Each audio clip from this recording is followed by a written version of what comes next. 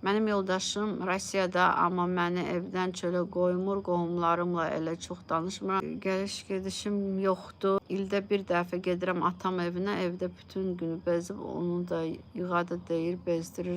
Çətindir, belə durum çox çətindir. Yoldaşınızda empatiya yoxsulluğu konkret var. Yəni ki, mərhəmət hissi yoxdurmu deyim, ya da o qədər zəifdir ki, sadəcə nə deyim? Baba, burada siz həyatınızı tamamilə burada da ixtiyarını vermisiniz bir insanın əlinə.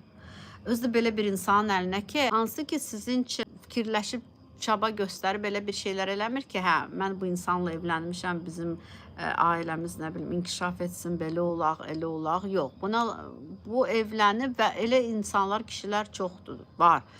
Vəssalam, mən deyən olacaq, ancaq nə dedimsə, necə dedimsə, ancaq elə. Və əvvəldən razılıq verəndə qadın buna çox əziyyət çəkir. Buna razılıq verilməməlidir. Yəni, bu ixtiyarı onun əlindən tam da ala bilməzsəz, heç olmasa 50% o ixtiyarı ondan alın. Ata-ananın evinə bir dəfə gedə bilirsiniz, yəni, siz dəyişdirə bilərsiniz bu vəziyyəti. Onun əlindən ixtiyarı bacardığınız qədər alın. Öz əlinizdə olsun da, heç olmasa 50% sizin əlinizdə olsun. Ümumiyyətlə, uzaq məsafədə olanda münasibət, evliliyi bu çətindir. Əgər xüsusda belə bir insanla. Yəni, özünüz üçün mücadilə aparın, vəssalam. Mütləq ki, özünüz üçün mücadilə aparın. Həyat sizindir, hər günü siz, nə bilim, insan ömründən axı gedir. Sizin qədər sizə burada sahiblənən olmayacaq. Özünüz üçün nə bacarırsınızsa eləyin. Biz necə birdən-birə davadalaşa, qırğına falan yox. Belə diplomatik şəkildə də bir, nə bilim, şərtlər falan qoyaraq, yox, mən də belə yaşaya bilmirəm, mənə çətindir. Gəl, bunu şərt də şərt. Belə şeylərdə ancaq şərtlər yarayır işə, ancaq şərt. Belə eləyəcəksənsə, hə, okey, onda mən razıyam. Mən gedəcəyəmsə, anamgilə də haça istəsəm, hara istəsəm gedəcəyəm, eləyəcəm, yəni ki, parixma. Yəni şərt, onda qalıram evli sənlə. Əgər, yəni başqa variant yoxdur, şərtlər və salam. Şərtlərinizi ya qəbul edəcək sizin, siz deyəcəksiniz ki, məsələn, hə, mən gedirəm, mənim şərtlərim burada nəzərə alınmırsa. Desə ki, hə, deyə bilər ki, hə, yaxşı. Ola bilər bir müddət mücadilə aparsın, desin ki, yox, mən deyən olacaq falan. Ola bilər siz çox təkid olsa, həmən təslim olmayın, hə, yox da mən o ilə bacarmıram. Mücadilə aparın, alınar. Yəni, variantlar 3 dənədir də, 3 variant var burada. Ya hələ onun dediyi kimi yaşayıb davam edəcəksiniz, ya tutalım, axırda bezib gedəcəksiniz, ya da ki, ortaq bir qərara gələcəksiniz. Üstəlik də xəyanəti görmüşəm 5 ildir. Orada da ailəm də başa düşmür, məni heç bir şərti qəbul etmir, söz deyən kimi qapını göstərir. Hə də bu manipulyasiyadır da, qapını göstərir. Manipulyasiyadır da, siz də qorxursunuz, başa düşürsünüz. Siz bir dəfə göstərsəz ki, mən qorxmuram, sən mənə qapı göstərirsən.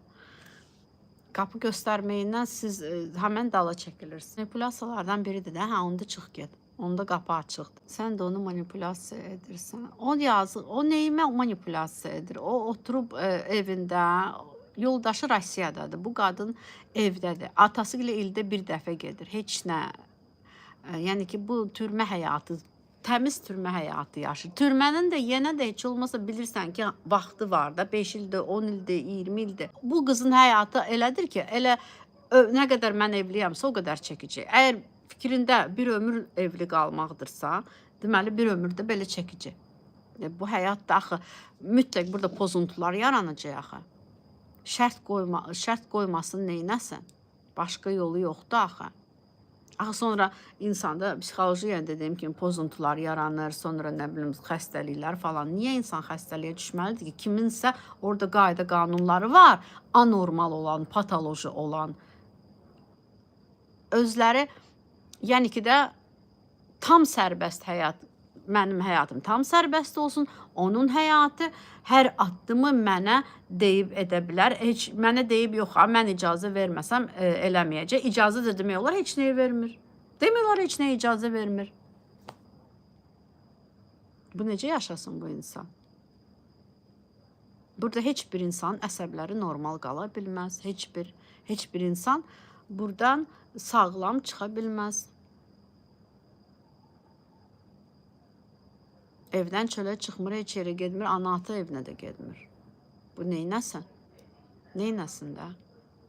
Burada manipulyasiya etmək yox. Onları manipulyasiya edə bilməz zaten. Ancaq şərt qoya bilər də. Şərt. Mən belə yaşaya bilmirəm, vəssalam. Amma hazır olmaq ki, getməyə. Yəni ki, şərt qoyanda da siz necə, mən belə yaşaya bilmirəm, mən onda da gələk doğrudan gedəsən. Gedəndən sonra ola bilər sən desin ki, yaxşı oldu. Hə, müəyyən şeylərə razıyam. Yaxşı, atan gilə nə bilim ildə, nə bilim 10 dəfə gedərsən. Yaxşı, razıyam. Filan şeyə belə eləyərik, belə eləyərik, elə eləyərik.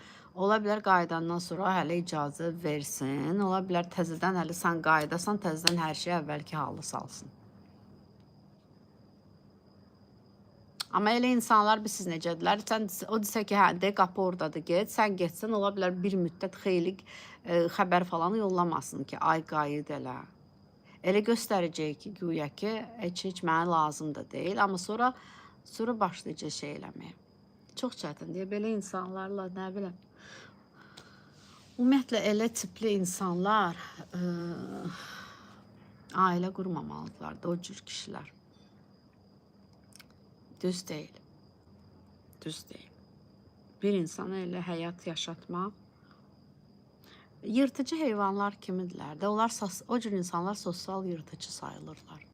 Çox çətindir. Çünki dözmək vacib deyil. Dözmək siz necə məcburiyyətində deyilsiniz axı. Evlilik bu deyil. Evlilik türmə demək deyil.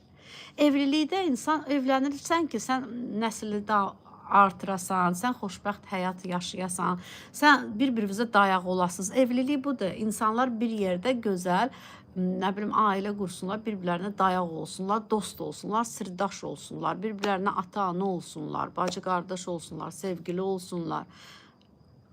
Ailə o deyil. Mən sənə ancaq baskı göstərim, sən məndən uzaq qalırsan, sən başqa yerdə yaşayacaqsan, evdən çıxmayacaqsan, bunu eləməyəcəksən, onu eləməyəcəksən. Bu ailə deyil axı.